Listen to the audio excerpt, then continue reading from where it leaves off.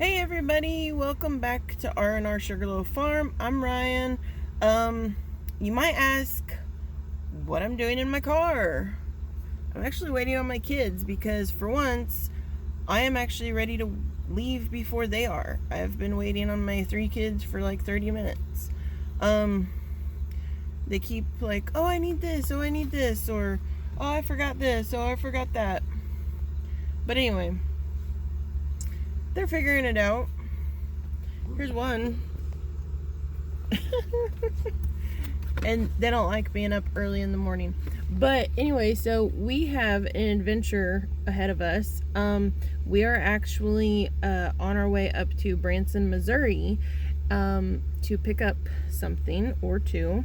And there is a story behind that, which I will share either in this video or another one, but I have to get permission first. So anyway, so we are on our way up to Branson, Missouri, to pick up a couple of things, and I will let y'all know how that goes. I'll have my trusty little camera helpers with me, like that one, to help me film as I'm driving.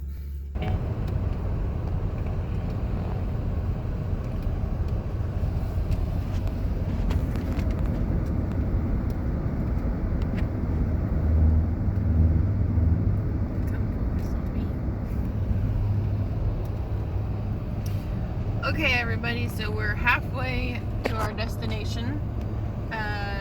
We are still in Arkansas currently, but we are on our way to Missouri, up to the Branson area, to pick up some supplies and a couple of new additions to the farm.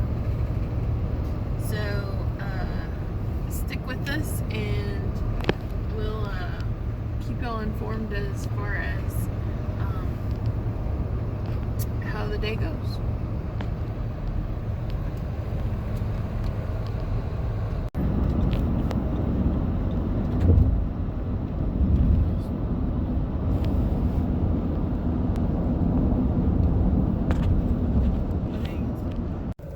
Okay everybody, so we made it to Missouri, up here to Branson. Unfortunately, we are not going on theme park rides, like some, the kids are wanting to do. The weather's nice and everything, and it is first week of September, so that is really nice weather. But so we came, and you can't see them, but we have 2 goats, and they came from our friends at Ozark Mountain Goats, up here in Missouri, and that is where we've got goats from them before, and but anyway, so yeah, so I'm gonna hop off here. We're gonna drive back into Arkansas, pick up a bite to eat, and drive all the way home, and then we will catch y'all whenever we get home. All right.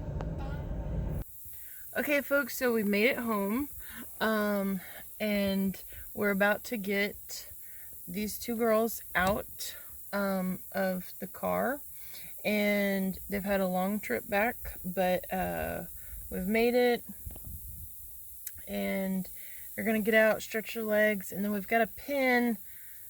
It's sort of a makeshift one right now until we can move some people around, but we'll share in just a minute who we've got in here. So it is the next morning, and we came out to check on everybody and do the morning chores, but we had a few things to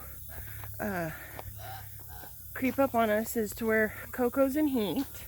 A couple of the other girls are in heat too, but not too concerned about that. But we threw a couple of the last kids, Faith's kids that were born June 1st. We threw them into the weaning pen. She's pretty much weaned them anyway. And as you can see, the bucks behind me are going crazy because we threw Thunder, Goliath, and Bruno in there. And wait. Yeah, I'll just do it. Okay, so plans are constantly changing around here. But so Bruno is still available, Thunder is still available, Scout is still available.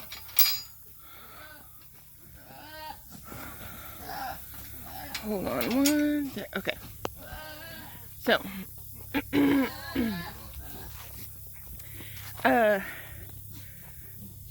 So we have decided that Scout is just not, he threw excellent daughters. He threw 4 kids, all 4 daughters, for this past year for his first time, which was great. And don't get me wrong, these goats, if they are still here as we start having girls cycle more and more, we're not opposed to using them. I like their genetics and everything, but we want to go a different route. Okay, folks, so I keep getting interrupted with everything. Anyway, I'm over here watering the buck pen now, which they're loud and ruddy and blubbering and everything. So with Coco being in heat this morning, we needed to get our boar goats bred. It's that time. We need to get them bred, and the best thing for them is to pen breed them. We only have the 3 does left and bored up, so we only have 4 boars. We don't count Domino as a boar because he's a half Nigerian, half boar, and he's a wether. He's just one of those experimentals that we have as a pet. And he's the only wether that we've got besides Taco out in with the does. And the only reason, so with the boars, the best thing for them is to be pen bred. I have Q down here sniffing out Ginger, but that's a different story. She's not in heat. So anyway, all we had over here was Thunder, Goliath, and Bruno. So Bruno and Goliath are plenty big enough to be in here with the big boys. They've been in here before with them and did just fine. All they're doing is asserting their dominance over everybody right now, trying to figure out who's on the leaderboard. Q obviously is either waiting his turn or on the very bottom to where he isn't going to join into the fight. So the bucks are going to totally do this for a few hours, trying to figure stuff out. But Goliath is almost the size of Scout. Bruno is just shy of, Goliath size.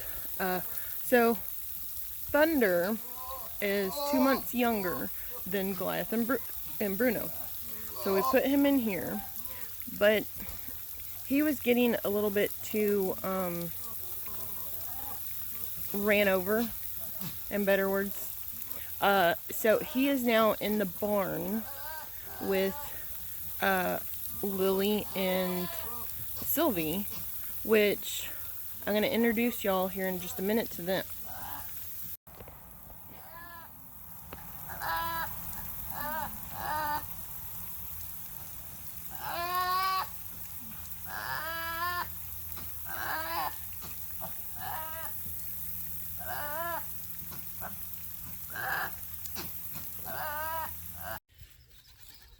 guys, so I lost, oh, thank you.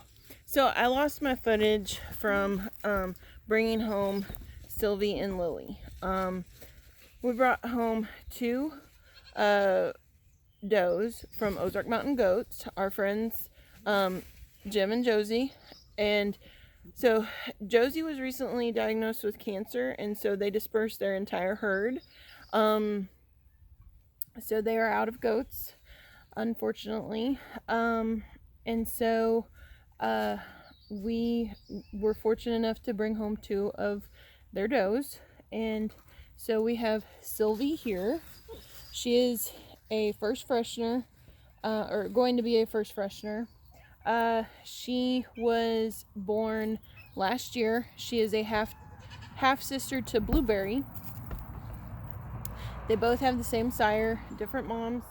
But Sylvie here, she's great.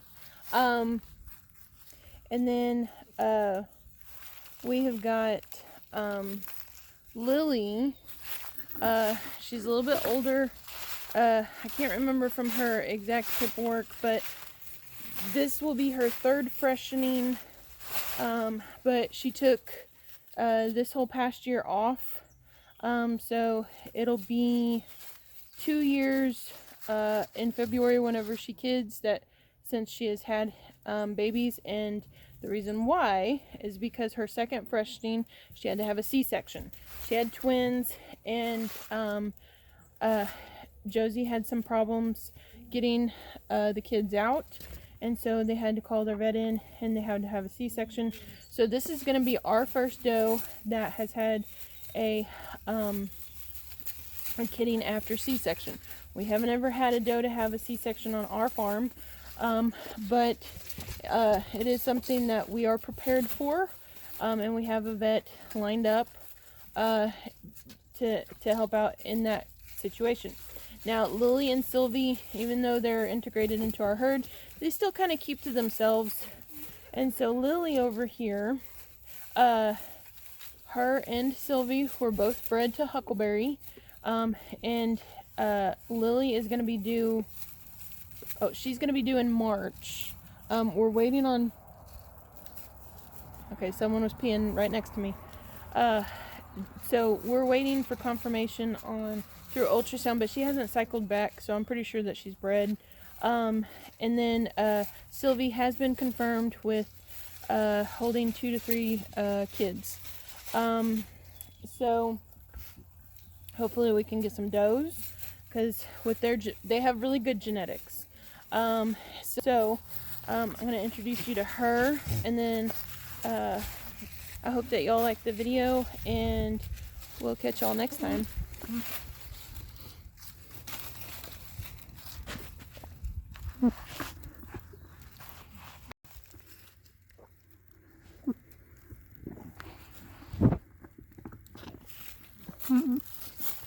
Honey, let them see you. You're pretty. Really?